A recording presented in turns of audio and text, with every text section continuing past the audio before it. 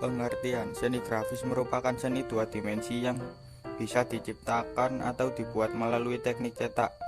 Umumnya seni ini akan menggunakan medium kertas sebagai bentuk dari hasil karya yang dibuat.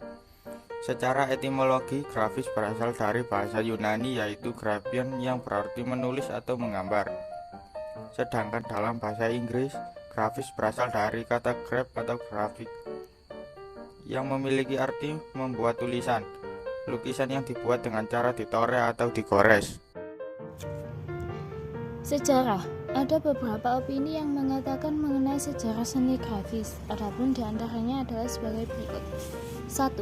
Sejarah seni grafis berdasarkan pendapat pertama.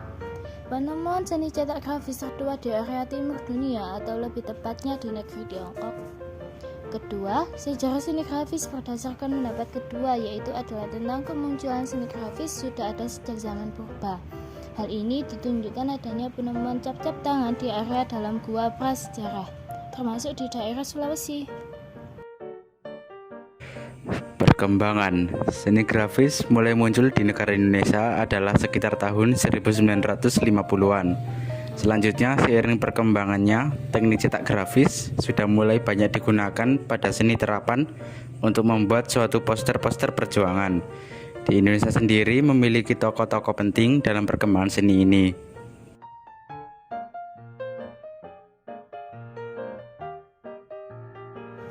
Satu, cetak tinggi. Cetak tinggi menggunakan klise atau acuan atau alat cetak yang akan menghasilkan gambar dari bagian yang menonjol. Apabila alat cetak dioles dengan tinta, bagian yang menonjol itu akan menerima tinta. Jika klise atau alat cetak itu ditempelkan pada kertas kemudian diangkat, maka tampaklah gambar pada kertas. Stempel merupakan salah satu alat untuk mencetak gambar atau tulisan dengan teknik cetak tinggi.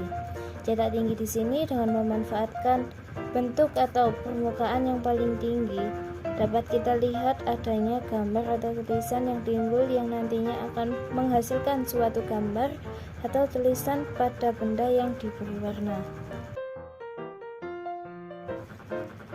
Ada pula beberapa seniman atau grafikus yang menggunakan media teknik cetak tinggi untuk membuat karyanya. Salah satu di antaranya adalah sebagai berikut. 1. Albert Stolberg, 2. Cranach, dan ketiga adalah Holbein.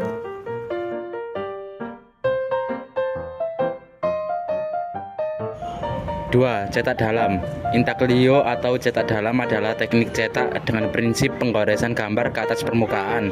Biasanya plat tembaga atau seng digunakan sebagai bahan acuan utama, dan permukaan cetak dibentuk dengan teknik etsa, grafir, dry point, atau mezzotin. Penggunaan plat ini dengan menyelimuti permukaan acuan dengan tinta. Kemudian tinta di permukaan yang tinggi dihapus dengan kain, tarlatan atau kertas koran sehingga yang tertinggal hanyalah tinta di bagian rendah.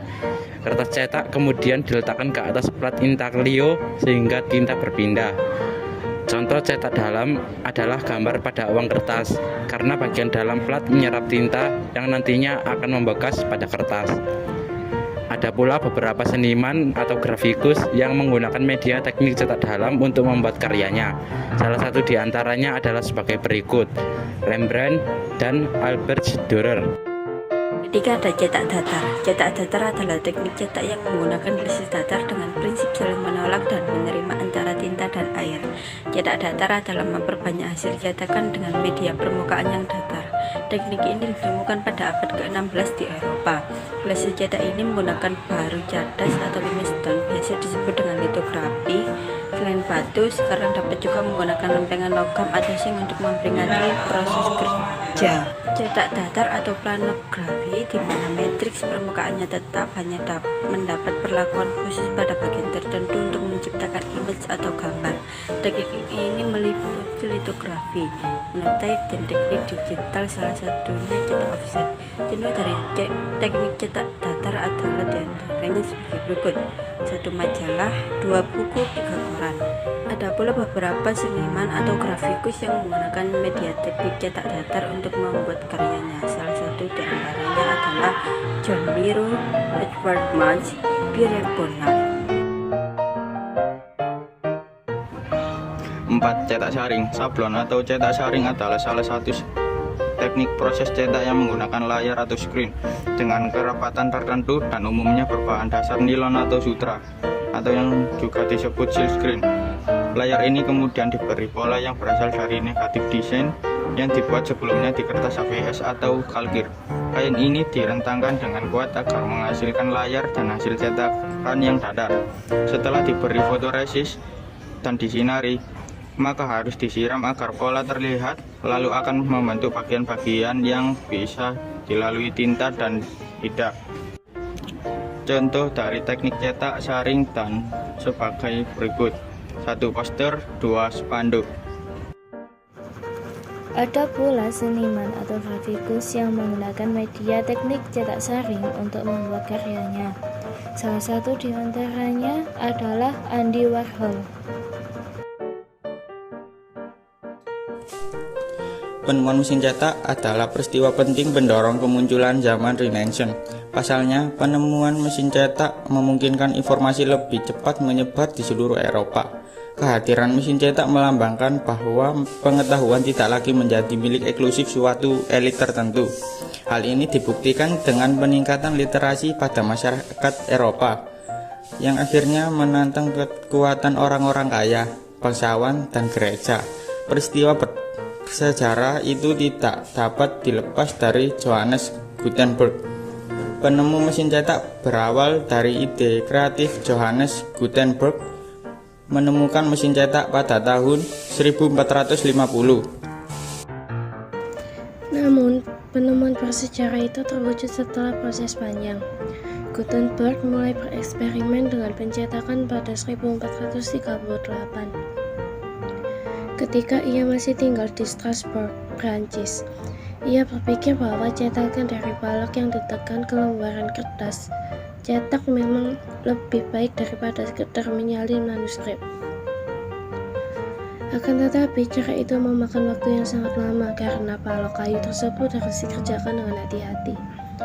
Gutenberg berpikir apabila balok kayu dapat digunakan untuk membentuk huruf cetak, seharusnya lempengan logam juga dapat digunakan untuk tujuan serupa.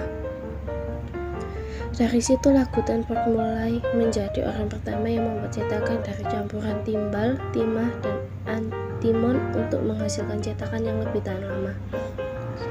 Ide baru ini tentunya akan lebih praktis daripada mengukir balok kayu. Lahirnya mesin cetak Gutenberg pada 1448. Gutenberg memindahkan bengkel kerjanya ke Mainz, kota kelahirannya di Jerman. Di kota itulah ia menyempurnakan temuannya. Setelah melalui serangkaian percobaan, pada 1450, mesin cetak pertama Gutenberg dapat beroperasi. Gutenberg adalah orang pertama yang membuat cetakan dari campuran logam untuk menghasilkan model mesin cetak bergerak. Meski cetakan jenis bergerak telah dikenal di Asia, tetapi inovasi Gutenberg adalah mengembangkan sistem produksi menjadi lebih mudah. Alih-alih balok kayu yang diukir Gutenberg membuat cetakan logam dari setiap huruf-huruf tersebut dapat dibentuk menjadi kata atau sebuah kalimat. Gutenberg juga memperkenalkan tinta berbasis minyak yang lebih tahan lama dibandingkan dengan tinta berbasis cair yang digunakan pada saat itu. Mesin cetak Gutenberg ini bentuknya kecil, sehingga untuk menyelesaikan satu buku masih memerlukan waktu yang agak lama. Akan tetapi, mesin cetak ini memiliki kelebihan, yaitu mampu mengenakan cetakan buku dengan cepat dan menjadikan jumlah yang lebih banyak.